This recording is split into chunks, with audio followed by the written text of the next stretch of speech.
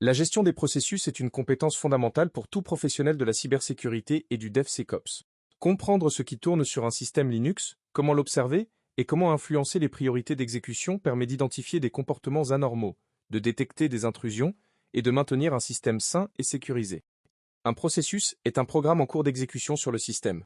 Chaque processus possède un identifiant unique appelé PID, numéro d'identification du processus. Il existe également un identifiant parent, le PPID, qui désigne le processus ayant créé le processus courant. Cette relation parent-enfant forme une arborescence de processus, au sommet de laquelle se trouve le processus initial lancé au démarrage du système, historiquement appelé init, et aujourd'hui souvent remplacé par systemd, qui porte le PID 1. Chaque processus appartient à un utilisateur et à un groupe, ce qui permet au noyau Linux d'appliquer les permissions que vous avez étudiées dans les chapitres précédents. Un processus lancé par l'utilisateur root dispose de tous les droits. Un processus lancé par un utilisateur ordinaire est limité aux ressources que cet utilisateur est autorisé à utiliser. Dans un contexte de sécurité, un processus malveillant qui parvient à s'exécuter avec les droits root représente une menace critique. C'est pourquoi surveiller les processus et leurs propriétaires est une tâche essentielle. La commande ps-. La commande P, abréviation de Process Status, affiche un instantané des processus actifs au moment où elle est exécutée. C'est une photographie figée, contrairement à top, qui est dynamique. La syntaxe de base est simplement PS. Sans option, PSN n'affiche que les processus associés au terminal courant. Pour voir tous les processus du système, on utilise des options. PSO affiche tous les processus de tous les utilisateurs, avec des informations détaillées. Le A signifie tous les utilisateurs.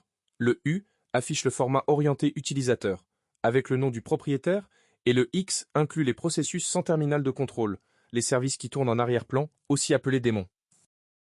PSEF affiche tous les processus dans un format étendu.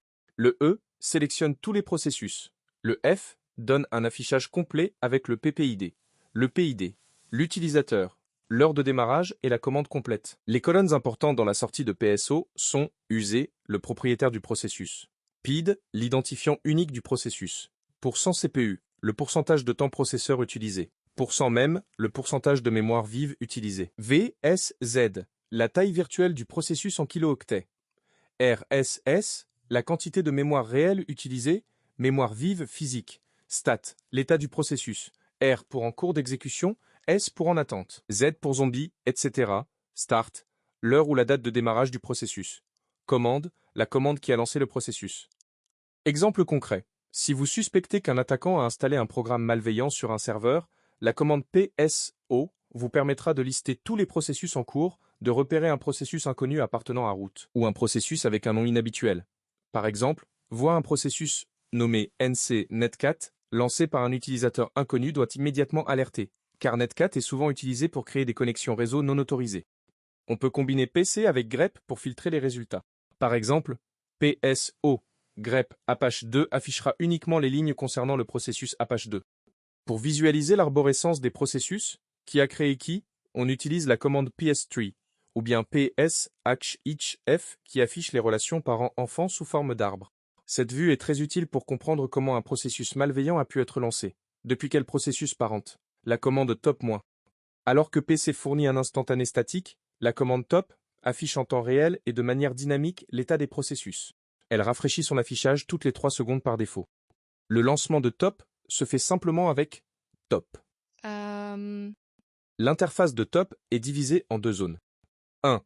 La zone de résumé, en haut, elle donne des informations globales sur le système, la durée de fonctionnement du système depuis le dernier démarrage, uptime, le nombre d'utilisateurs connectés, la charge moyenne du système sur 1. 5 et 15 minutes, load average, le nombre total de processus et leur état, l'utilisation du processeur, en pourcentage pour les tâches utilisateurs, système, et les temps d'inactivité.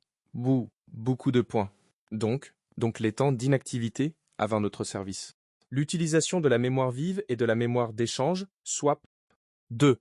La zone de liste des processus, en bas, elle affiche les processus triés par défaut selon leur consommation CPU, avec les colonnes PID, User, PR, priorité, NI, valeur NIS, VIRT, mémoire virtuelle, RES, mémoire réelle, SHR.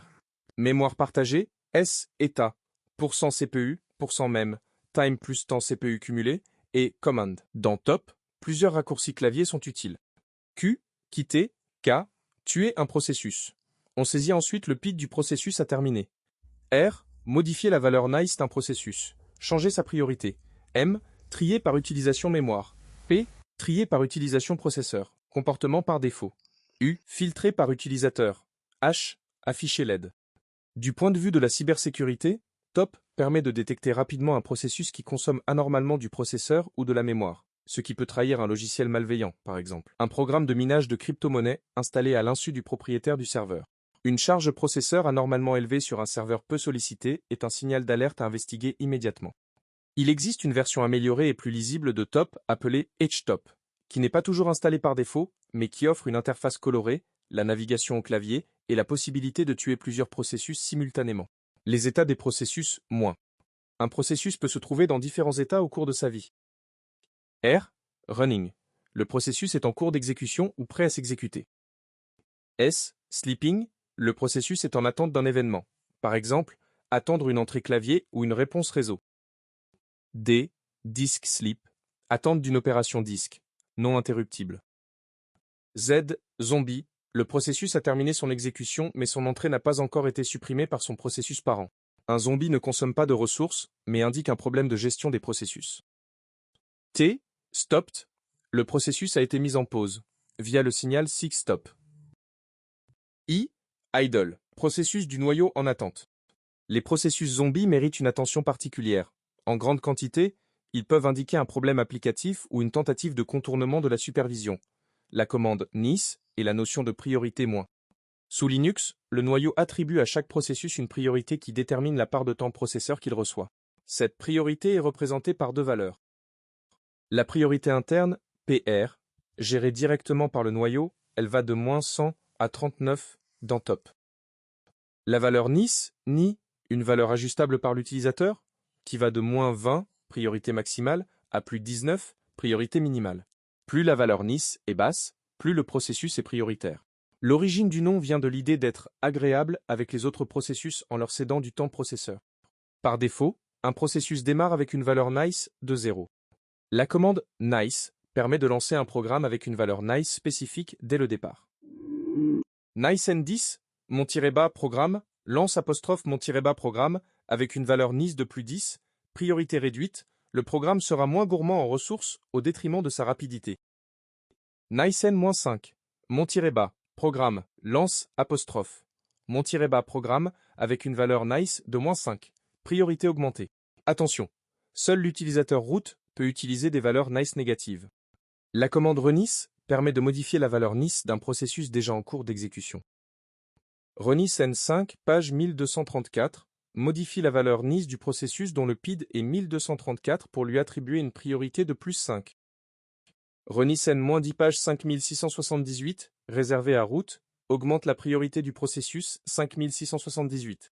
Exemple concret dans un contexte DevSecOps. Lors d'un audit de sécurité, un outil de scan intensif comme Mmap peut consommer beaucoup de ressources processeurs et ralentir un serveur de production. On peut le lancer avec une valeur NIS élevée, par exemple +15, pour réduire son impact sur les autres processus. NIS N 15 M S V 192.168.1 024e. Du point de vue de la sécurité, un attaquant qui parvient à modifier la valeur NIS d'un processus malveillant peut le rendre moins visible dans les outils de supervision, en lui attribuant une priorité faible pour qu'il passe inaperçu. Inversement, si un processus inconnu tourne avec une priorité très haute, valeur NIS très négative, et que vous n'êtes pas à l'origine de ce réglage, c'est un indicateur de compromission potentielle. Tuer un processus moins. Parfois, il est nécessaire d'arrêter un processus, notamment lorsqu'il est malveillant ou bloqué. La commande kill envoie un signal à un processus identifié par son PID. Kill 1234 envoie le signal SIGTERM, signal 15, au processus 1234, lui demandant de se terminer proprement. Kill -9234 envoie le signal SIGKILL, signal 9, qui force l'arrêt immédiat du processus sans lui laisser le temps de se nettoyer. C'est la méthode de dernier recours. Killal, nom du programme, envoie SIGTERM à tous les processus portant ce nom. Pkill, nom-bas, partiel, permet de tuer des processus en cherchant par nom ou par critères plus flexibles. Synthèse des commandes essentielles moins. PSO, liste complète de tous les processus avec leurs propriétaires et leur consommation de ressources. PSEF, liste complète avec les relations parents-enfants, PPID. PSO, grep nom, filtrer les processus par nom, pestrer. Afficher l'arborescence des processus. Top. Supervision dynamique en temps réel des processus. HTOP. Version améliorée et interactive de Top à installer si nécessaire. Nice N valeur commande. Lancer une commande avec une priorité définie. Renice N valeur PPID. Modifier la priorité d'un processus existant. Kill PID. Terminer proprement un processus. Kill-9 PID. Forcer l'arrêt immédiat d'un processus. Kill all. Non. Terminer tous les processus portant ce nom. Importance en cybersécurité -. La surveillance des processus est une étape incontournable lors d'une analyse de compromission, aussi appelée réponse à incident. Après une intrusion, un attaquant laisse souvent des traces dans les processus actifs. Un reverse shell maintenu ouvert via Netcat, un script de collecte de données tournant en arrière-plan, ou un processus de minage de crypto-monnaie qui consomme du processeur. Les professionnels de la sécurité utilisent systématiquement PSO et TOP pour comparer l'état du système avec une baseline, une référence de l'état normal du système. Toute anomalie, processus inconnu, utilisateur inattendu, consommation ressources anormales, doit déclencher une investigation approfondie. Dans le cadre d'un pentest, test d'intrusion, la maîtrise des commandes de gestion des processus permet également de travailler discrètement sur un système compromis, en ajustant les priorités de ces outils pour ne pas déclencher d'alerte liée à une surcharge ressources et en identifiant rapidement quels services sont actifs sur la machine cible. Ce chapitre constitue donc une brique essentielle de votre socle Linux pour la sécurité, en lien direct avec les notions de permission et de droits utilisateurs que vous avez déjà maîtrisées.